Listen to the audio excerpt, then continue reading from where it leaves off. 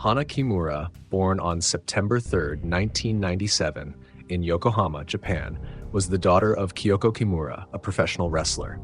When Hana was just 1 year old, her parents divorced, and she moved to Tokyo with her mother. Despite the challenges of balancing her wrestling career, Kyoko single-handedly raised Hana and often took her to wrestling gyms, making the world of wrestling a central part of Hana's life from a young age. However, growing up wasn't always easy for Hana. As a biracial child in Japan, she often faced bullying from peers who didn't see her as fully Japanese. These experiences left her feeling isolated and hurt at times. Yet despite the hardships, Hana grew into a vibrant, confident, and determined young woman. Inspired by her mother's strength and success, she chose to follow in Kyoko's footsteps and pursue professional wrestling. Fully supportive of her daughter, Kyoko enrolled Hana in a wrestling school and used her experience to guide Hana every step of the way. It wasn't long before Hana's talent captured attention. At just 19, she launched her professional wrestling career and won her first championship in a youth tournament, a clear indication of her immense potential. As a member of the Tokyo Cyber Squad wrestling faction, Hana clinched multiple victories, earning a reputation as a rising star. By 2019, she was one of the standout names in the wrestling world, dominating tournaments and winning major titles. However, the coveted World Championship belt remained just out of her reach. In September 2019, at the age of 22, Hana embarked on a new adventure. She joined the cast of the widely popular reality show Terrace House. The show, produced by Fuji Television and internationally streamed on Netflix, revolved around the everyday lives and relationships of its cast members, offering Hana a chance to reveal a more personal side to fans. During her time on the show, Hana quickly became a fan favorite. She formed an adorable bond with castmate Kobayashi Kai, sharing sweet moments and memorable dates. Viewers fell in love with her warm, upbeat, and genuine personality, which seemed to light up every scene she was in. But everything changed after episode 38, which featured what came to be known as the costume incident. Hana had accidentally left her beloved wrestling costume in the shared laundry area. Unaware of its importance, Kai washed it alongside other clothes, causing it to shrink and fade beyond repair. For Hana, this wasn't just any outfit. It was a sentimental item intricately tied to her wrestling journey and the battles she had overcome in the ring. Losing it was devastating, and her emotional reaction on the show reflected just how much it meant to her. Unfortunately, not all viewers fully grasped the depth of her attachment to it. After the incident, Hana found herself drowning in a tidal wave of emotions, leading to a moment she would later regret deeply. In a heated exchange with Kobayashi, she lashed out harshly, and in her frustration, even made physical contact. This stunned not just her fellow castmates, but also the show's audience. For fans who had come to adore her bubbly, kind-hearted nature, this behavior was a complete shock. Suddenly, the public's perception of her shifted dramatically. Hana was being labeled as aggressive, even volatile. When the episode landed on Netflix, it didn't take long for the internet to catch fire. Hana's social media accounts were flooded with a barrage of hateful comments. Messages ranged from things like, "I hate you," and "get off the show," to criticism like, "It's just a costume. Why are you so upset?" And those were the mild ones. Others were far more venomous. Ironically, as the backlash intensified, it only boosted the show's attention.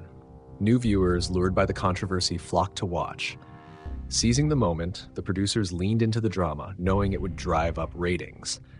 But for Hana, who was deeply sensitive and who cared a great deal about how others perceived her, the unrelenting hate was devastating. Unable to cope, she reached out to the show's producers for help. Their response, however, was dishearteningly dismissive. They offered her generic advice: take a walk, exercise, spend time with friends, superficial suggestions that barely scratched the surface of her deep emotional pain. In the days following, Hana turned to a close friend for solace, seeking refuge from the storm. For a brief moment, she found some comfort there, but the hateful messages kept flooding in, day after day. Hana never shared the full extent of her struggles with her family, carrying the weight of it alone. To make matters worse, the show's production had been put on hold due to the pandemic, leaving her isolated, vulnerable, and without the distraction of work. Then, on May 14th, 2020, things took a darker turn. The producers decided to escalate the situation by releasing behind-the-scenes footage of the costume incident. The footage was edited in a way that portrayed Hana in an even worse light. The backlash reignited with even greater fury. 4 days later, on May 18th, the episode aired across Japan on Fuji Television, throwing Hana directly back into the eye of the storm. The renewed wave of hate proved unbearable. Feeling trapped and overwhelmed, Hana began posting heartbreaking messages on her social media. "My grandmother always said I was her favorite grandchild. So why do so many people want me gone? I'm sorry for being alive. I'm sorry for not being better. I'm sorry for being a burden to everyone. If I disappear, will people forgive me? Will they finally love me? No matter what happens, I still love everyone. Even after Hana is gone." Even as these gut-wrenching words painted a picture of her anguish, the hateful comments didn't stop. The cruelty continued, relentless and unyielding, until it finally extinguished the flicker of hope she had left. On the evening of May 22nd, 2023, Hana gently placed her beloved adopted cat inside a cardboard box and left it outside her company's office. Just hours later, at 3 a.m. on May 23rd, she shared a heartbreaking farewell on Twitter and Instagram. Her final post included photos of her cat and a deeply emotional message that read, "I can no longer hide how much I've been hurting lately. Mom, thank you for bringing me into this world. I've always longed to be loved. Thank you to everyone who supported me. I'm sorry to everyone. I was too weak." Her mother, Kyoko, came across the post that night and was immediately gripped with panic. She tried desperately to call Hana, but her phone was turned off. Overcome with fear, Kyoko contacted emergency services and rushed to Hana's home alongside a rescue team. Tragically, they were too late. At just 22 years old, Hana had passed away. An autopsy later confirmed the cause of death as gas poisoning. A chilling warning note taped to her apartment door read, "Beware of toxic gas." The news was devastating, sending shockwaves through her fans and the wrestling community. Social media flooded with tributes and messages of grief as people struggled to process the loss. Meanwhile, some of those who had relentlessly harassed Hana online began deleting their hateful comments, seemingly trying to erase their guilt as the weight of the tragedy sank in. When police spoke with Kyoko, what she shared added another layer of heartbreak. Just days before, on May 15th, Hana had confided in her mother about the immense pain she was carrying. She explained that the producers of the reality show she had appeared on pressured her into creating drama, forcing her into the role of a villain for the cameras. The incident that sparked the relentless online backlash, famously known as the costume incident, was nothing more than an unfortunate misunderstanding. But instead of clarifying the situation, the production team exploited it to heighten the show's drama, intensifying the scrutiny Hana faced.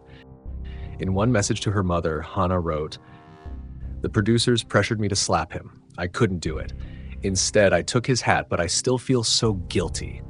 She echoed the same sentiment to her friends, saying, "Before filming, they kept pushing me to slap him, but I couldn't. It's just not who I am. I can't stop feeling guilty." Hana was a kind-hearted, gentle soul who found herself crushed under the weight of immense expectations, relentless cyberbullying, and constant pressure from every direction.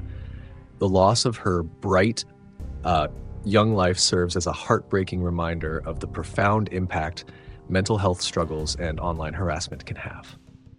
All of these messages were saved on Hana's phone, along with additional texts she had exchanged with the production team, further backing her claims. Although marketed as an unscripted reality show, Terrace House was, in reality, heavily staged and manipulated. This had remained under wraps for so long due to strict contracts participants were required to sign, which included harsh confidentiality clauses. Breaking these terms could result in massive fines, running into millions of yen. To make matters worse, cast members were paid shockingly low, just 100,000 yen per month. After the tragedy, Kobayashi Kai spoke to the media, sharing that he and Hana had resolved their misunderstanding during a phone call. But this reconciliation did little to ease the unbearable pressure Hana had faced or to change the devastating outcome.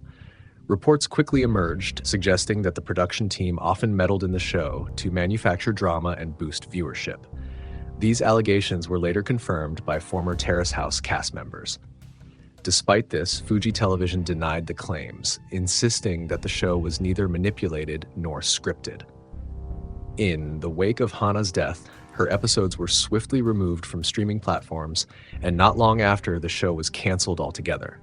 While this unfolded, the Tokyo police launched an investigation into the online harassment Hana had endured, aiming to hold those responsible accountable.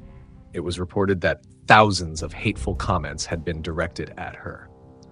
However, the investigation faced hurdles, as many of the accounts behind the abuse were deleted or deactivated after the news of her death broke. Hana's mother, Kyoko, was determined to fight for justice for her daughter. She publicly urged people to come forward with screenshots or evidence of the abusive messages, and many supporters responded by sharing records of the harassment.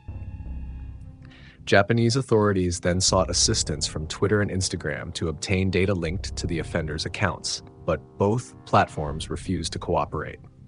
By December 2020, the police had identified 2 individuals behind some of the cruelest comments on Hana's social media. However, their punishment was shockingly light. Each was fined just 9,000 yen. This outcome enraged Kyoko, who believed Japan's cyberbullying laws were far too weak. Her frustrations struck a chord with many, sparking widespread calls for stronger measures against online harassment. This growing public outcry eventually led to significant change. On June 13, 2022, Japan's upper house passed a bill imposing harsher penalties for cyberbullying. Under the new law, those convicted of online harassment could face up to 1 year in prison or fines of up to 300,000 yen. While heartbreaking, Hana's story became a catalyst for meaningful legal reform and an important step toward preventing similar tragedies in the future. Before we conclude this video, please be aware that the video on the left may be disturbing. It is recommended for adult viewing only. On the right, you'll find a playlist of videos that have been highly appreciated by our viewers.